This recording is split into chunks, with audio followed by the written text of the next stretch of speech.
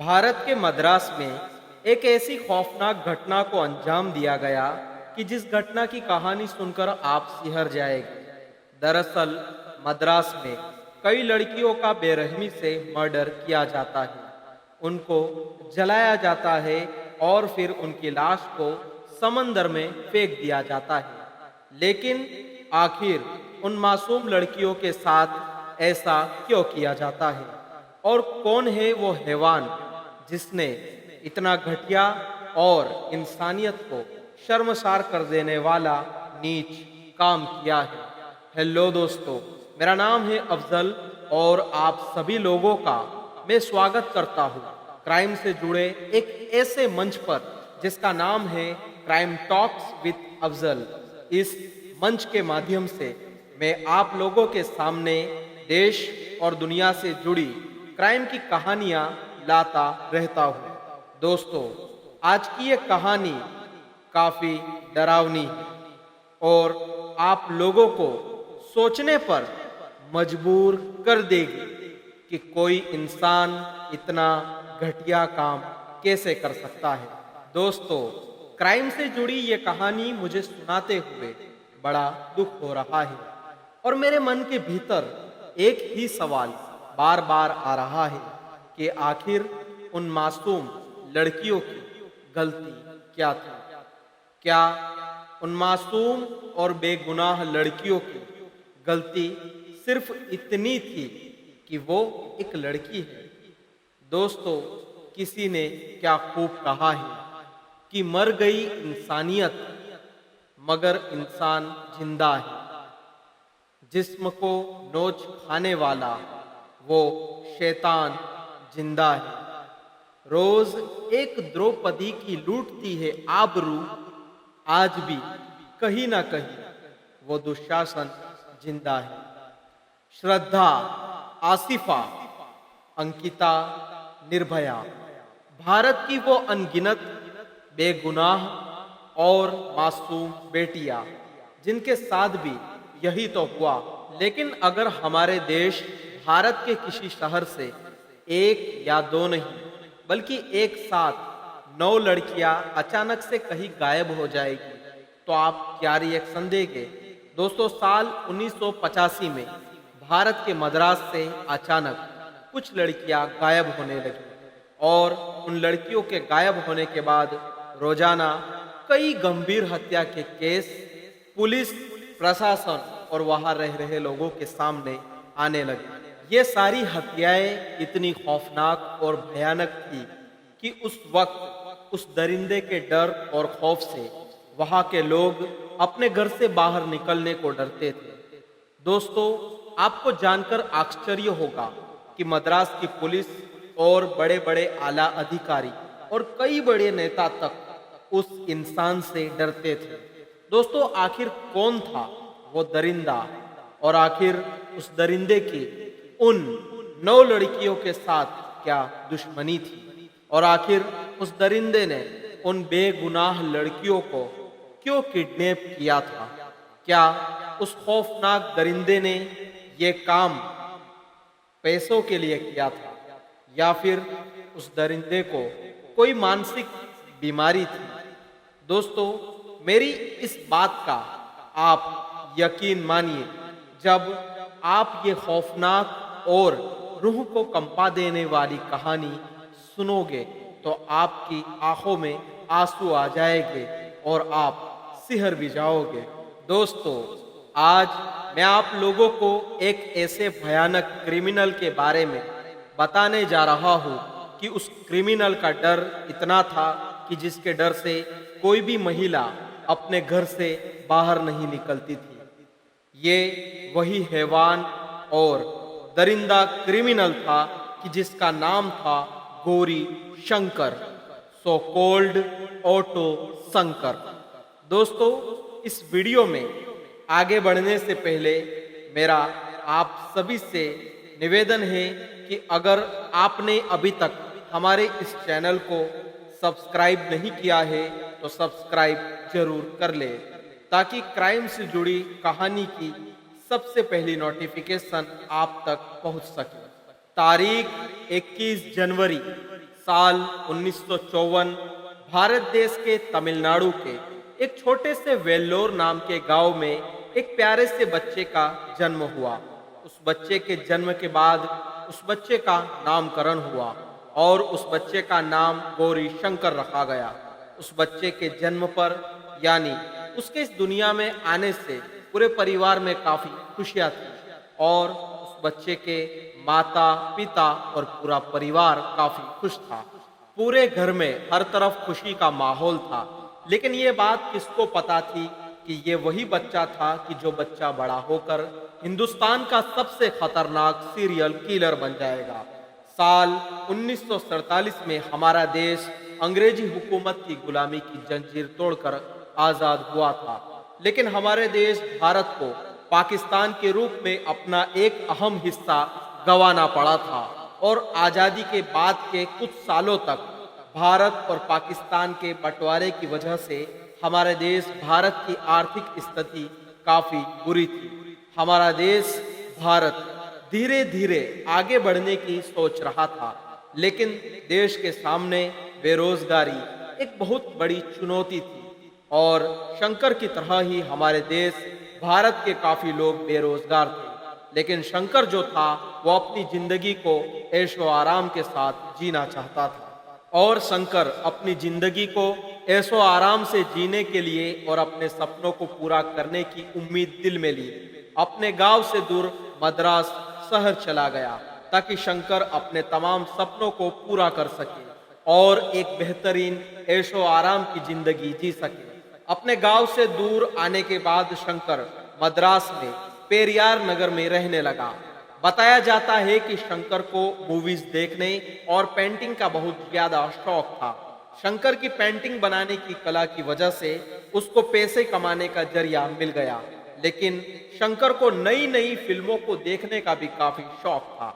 लेकिन अफसोस उसके इसी फिल्मों के देखने के शौक ने ही उससे एक मानव से ऐसे दानव में बदल दिया जिसकी बातें सुनकर, जिसका नाम सुनकर आज भी कई लोगों की रूह कांप उठती है।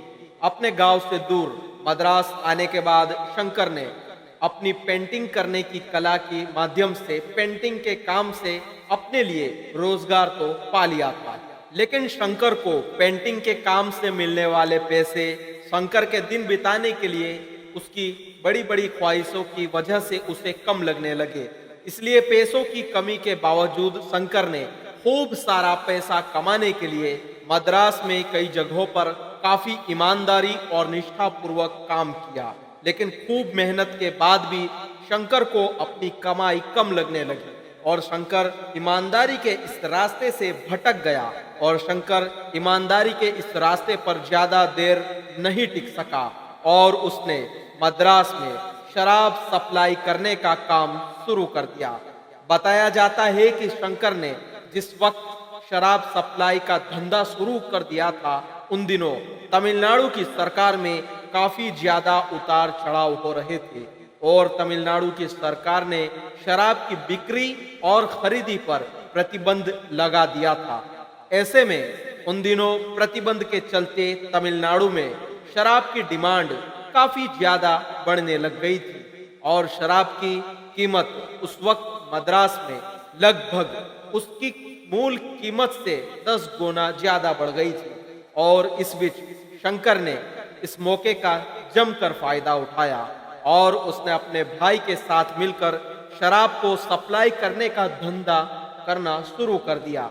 शराब का धंधा करते हुए शंकर को शराब के धंधे में इतने पैसे दिखे कि जितना पैसा कमाने की वो सपने में भी नहीं सोच सकता था। शराब का धंधा करते हुए जब शंकर के पास बहुत ज्यादा पैसे हो गए तो उसने उसी पैसों से अपने लिए एक ऑटो रिक्शा खरीदा और ऑटो रिक्शा खरीदने के बाद अब शंकर ने शराब की सप्लाई ऑटो रिक्शा से ही करना शुरू कर दिया। बताया जाता है कि शंकर ने वहां के लोकल नेता, कुछ पुलिस अधिकारी और वहां के कुछ लोकल गैंग के सभी लोगों को बड़े पैमाने पर शराब सप्लाई करना शुरू कर दिया था। शंकर बहुत जल्द खूब सारा पैसा कमाना चाहता था और अमीर बनना चाहता था। लेकिन उसके जल्द से जल्द अमीर बनने के लोभ, लालच और मोह में वो इस हद तक पागल हो गया था कि वो पैसे कमाने के लिए अब किसी भी हद तक जाने को पूरी तरह तैयार था। इसी बीच कुछ महीनों के बाद तमिलनाडु सरकार ने शराब पर लगाए अपने प्रतिबंध हटा दिए। प्रतिबंध हटने की वजह से अब शराब की डिमांड कम होने लगी। ऐसे में अब शंकर के पास सिर्फ दो रास्ते थे। शंकर के पास पहला रास्ता तो ये था कि वो अपने तमाम गलत काम छोड़कर पूरी ईमानदारी के साथ अपनी ऑटो रिक्शा चलाकर आराम से जिंदगी जिए, या फिर दूसरा रास्ता ये था कि वो अपने गांव लौटकर अपने खेत में खेती का काम करके अपने परिवार के साथ सुकून से रहे। लेकिन शंकर ने इन दोनों ईमानदारी भरे कामों को ना चुनकर एक ऐसा घटिया काम चुना कि जिस काम की सजा कई मासूम परिवारों को भुगतनी पड़ी। दोस्तों, ये वही पल था जिसमें शंकर ने अपनी पूरी जिंदगी बदल दी और ऐसा काम करने लगा कि जिस काम को करने के बाद वो इंसान से एक हैवान में बदल गया। बताया जाता है कि शंकर ने सबसे पहले अपने छोटे भाई के साथ मिलकर 6 से 7 लोगों का एक ऐसा गैंग बनाया जिस गैंग का काम लड़कियों को किडनैप करके उन लड़कियों को सप्लाई करना था। इंटरनेट पर मिली मौजूदा जानकारी के मुताबिक शंकर ज्यादातर उन्हीं लड़कियों का शिकार करता था जो लड़कियां दिखने में काफी खूबसूरत होती थी और अपना गांव छोड़कर शहर में रोजगार की तलाश में आती थी। देखते ही देखते वक्त बीतता गया। शंकर और उसकी गैंग के जरिए कई लड़कियों को किडनैप किया जाने लगा और मद्रास का पेरियाल नगर शंकर का बहुत खास अड्डा बन गया। दोस्तों, अब आप यही बात सोच रहे होंगे कि आखिर शंकर के इतने गलत काम करने के बावजूद भी वहां की पुलिस ने आखिर शंकर को क्यों नहीं पकड़ा। दोस्तों, आपको जानकर हैरानी होगी, क्योंकि हैरानी की बात तो ये थी कि शंकर ज्यादातर किडनैप की हुई लड़कियों की सप्लाई वहां के आला अधिकारी और लोकल नेता और कई पुलिस वालों के पास ही करता था, जिसकी वजह से शंकर का रोज का उनके साथ उठना बैठना होने लग गया था। शंकर ने इतने सारे गलत काम किए थे, इसके बावजूद भी वहां के कुछ अधिकारी, पुलिस और लोकल नेता की वजह से उसे पुलिस प्रोडक्शन के साथ साथ उसको इस घटिया काम के लिए अच्छे खासे पैसे भी मिलने लगे थे। अपने इस घटिया काम के जरिए शंकर ने भोली भाली लड़कियों को किडनैप करके उनकी सप्लाई करके अपने लिए पैसे कमाने का जरिया बना लिया था। और शंकर जिन लड़कियों को किडनैप करता था उनमें से जो लड़कियां उसे ज्यादा पसंद आ जाती थी वो उन लड़कियों का रेप करता और अपने गैंग के दोस्तों में बांट देता था।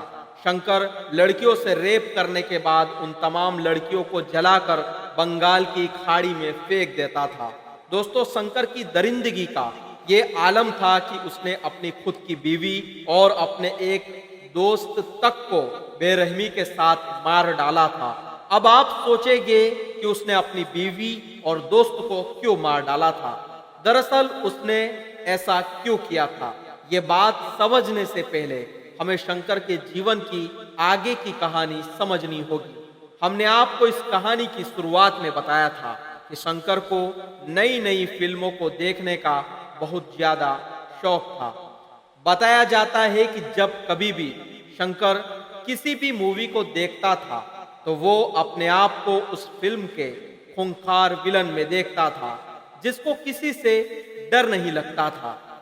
यूं कहे कि इस तरह ही मूवी देखते देखते उसकी गलत कामों को करने की दिलचस्पी बढ़ती गई और बस यही से शुरुआत हो गई ऑटो शंकर की दरिंदगी की, जिसने इंसानियत को शर्मसार कर दिया। और उसकी दरिंदगी का ये आलम था कि जो अब रुकने का नाम नहीं ले रही थी। दोस्तों, ऑटो शंकर शहर से अपनी गैंग के साथ मिलकर कई मासूम भोली भाली लड़कियों को किडनैप करता था और उनसे जबरदस्ती गलत काम करवाता था। लेकिन उसकी इन तमाम काली करतूतों से अनजान उसके मोहल्ले वाले उसको एक भगवान की तरह पूजा करते थे, क्योंकि जब जब शंकर जिस इलाके में रहता था उस इलाके के लोगों को कोई भी प्रॉब्लम होती या परेशानी होती या फिर किसी भी चीज की मदद चाहिए होती, तब ऑटो शंकर उनकी मदद करता रहता था और लोगों के सामने अच्छा इंसान बनने का नाटक करता था। लेकिन उस मोहल्ले के उन मासूम लोगों को ये बात कहाँ पता थी कि जिसको वो भगवान मानकर पूजा करते थे वो असल में भगवान नहीं बल्कि एक दरिंदा है। दोस्तों, इंटरनेट पर मिली मौजूदा जानकारी के मुताबिक साल 1987 में एक रोज शंकर रोजाना की तरह क्लब में गया। वहां उसकी नजर एक खूबसूरत लड़की पर पड़ी और शंकर को पहली नजर में ही उस लड़की से प्यार हो गया और आगे चलकर शंकर ने उस लड़की से शादी भी कर ली। लेकिन आपको ये बात जानकर बहुत हैरानी होगी कि ये लड़की कि जिससे शंकर ने शादी की थी ये शंकर की पहली पत्नी नहीं थी बल्कि ये लड़की शंकर की तीसरी पत्नी थी और इससे पहले भी शंकर की 2 शादी ऑलरेडी हो चुकी थी। शंकर के जीवन के बारे में आपको और बताता चलूं तो शंकर की तीसरी शादी करने के बाद कुछ दिनों तक तो शंकर के जीवन में सब कुछ ठीक चल रहा था, लेकिन शादी के कुछ समय बाद शंकर का एक दोस्त और उसकी इस तीसरी बीवी का एक दूसरे से अफेयर चलने लगा और आगे चलकर शंकर की बीवी और शंकर का दोस्त दोनों मौका मिलते ही वहां से भाग जाते हैं। शंकर की बीवी और उसके करीबी दोस्त के अफेयर उन दोनों के वहां से भागने की बात जब शंकर को पता चली तो शंकर गुस्से से आग बबूला हो गया। शंकर की बीवी और शंकर के दोस्त ने शंकर से बहुत दूर भागने की कोशिश की, लेकिन वो भागने में असफल रहे और अंत में दोनों पकड़े गए। इसके बाद शंकर ने अपनी बीवी के साथ रेप किया और उसका बेरहमी के साथ कत्ल करके उसे मार डाला और उसके बाद शंकर ने अपनी बीवी के लिए एक गहरी कब्र खोदकर अपने घर में ही उसे दफना दिया। अपनी बीवी की लाश को ठिकाने लगाने के बाद शंकर ने अपने दोस्त की भी बेरहमी के साथ हत्या कर दी और शंकर ने हत्या करने के बाद दोस्त की पूरी बॉडी को आग से जलाकर समंदर में फेंक दिया। दोस्तों, आपको बता दें कि शंकर का ये कोई पहला केस नहीं था कि शंकर ने किसी को ऐसे ही बेरहमी के साथ मारा हो, बल्कि शंकर ने इससे पहले भी कई लोगों को ऐसे ही दरिंदगी और बेरहमी के साथ मारा था। बताया जाता है कि इस हत्या के कुछ दिनों बाद 3 लड़के शंकर के पास उसके अड्डे में आते हैं और वहां पर उन्हें उन 3 लड़कों को एक लड़की पसंद आ जाती है। उसके बाद वो तीनों लड़के उस लड़की को साथ ले जाकर पूरे शहर में घुमाना चाहते थे, लेकिन उन तीनों लड़कों को उस वक्त शंकर उस लड़की को वहां से ले जाने के लिए मना कर देता है। शंकर के मना करने के बाद शंकर और उन 3 लोगों के बीच जमकर लड़ाई शुरू हो जाती है और शंकर उनको मार देता है। बताया जाता है कि शंकर ने उन 3 लड़कों को जानबूझकर ही सभी के सामने मारा था ताकि शंकर अपना डर आसपास के लोगों में फैला सके।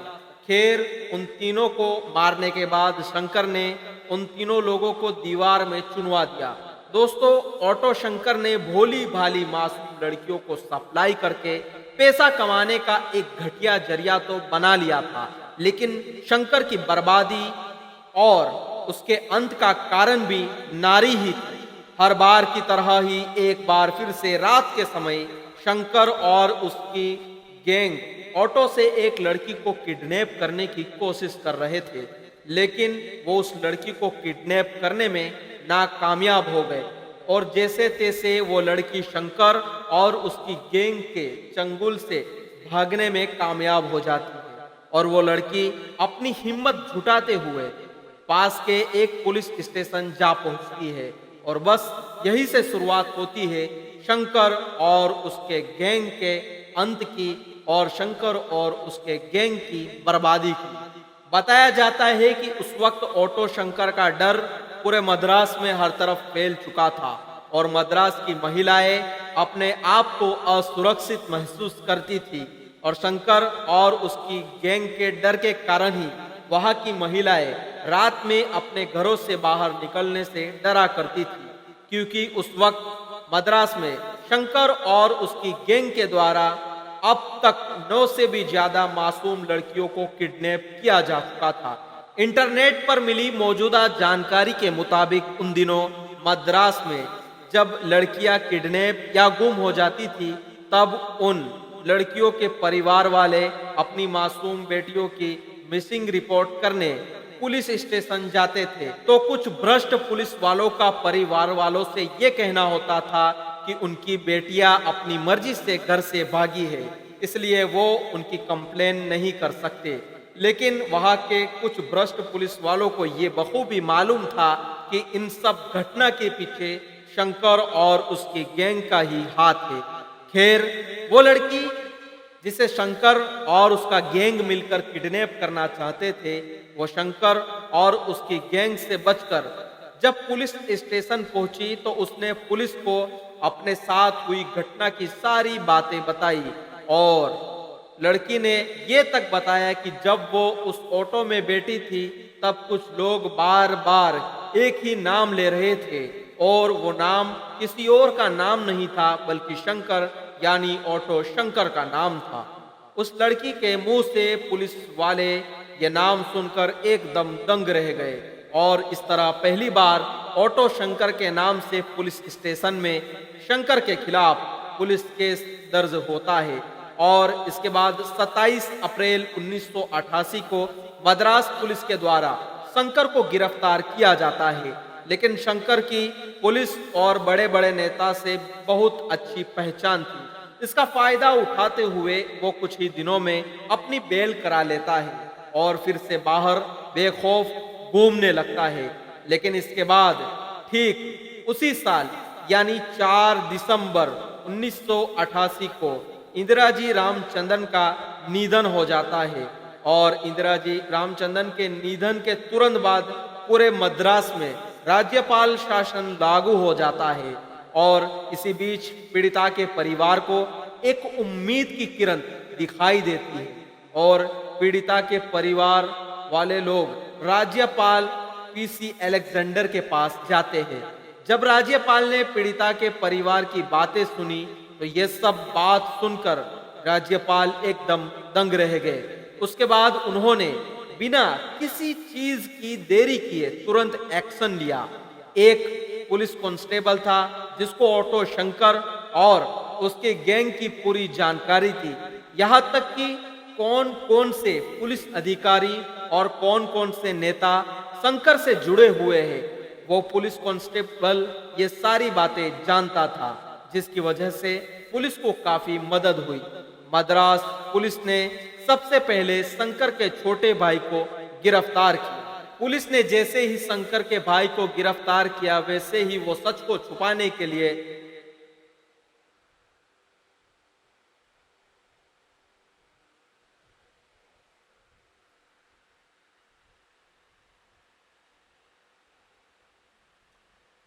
पुलिस ने जैसे ही शंकर के भाई को गिरफ्तार किया उसने वैसे ही सच को छुपाने के लिए तरह तरह का झूठ बोला, लेकिन पुलिस ने फिर अपनी तरीके से पूछताछ की और सारा सच बाहर निकलवाया। मद्रास पुलिस ने जब शंकर के तमाम अड्डों की छानबीन की तो मद्रास पुलिस को शंकर के एक अड्डे में से 6 कंकाल और एक डायरी बरामद हुई।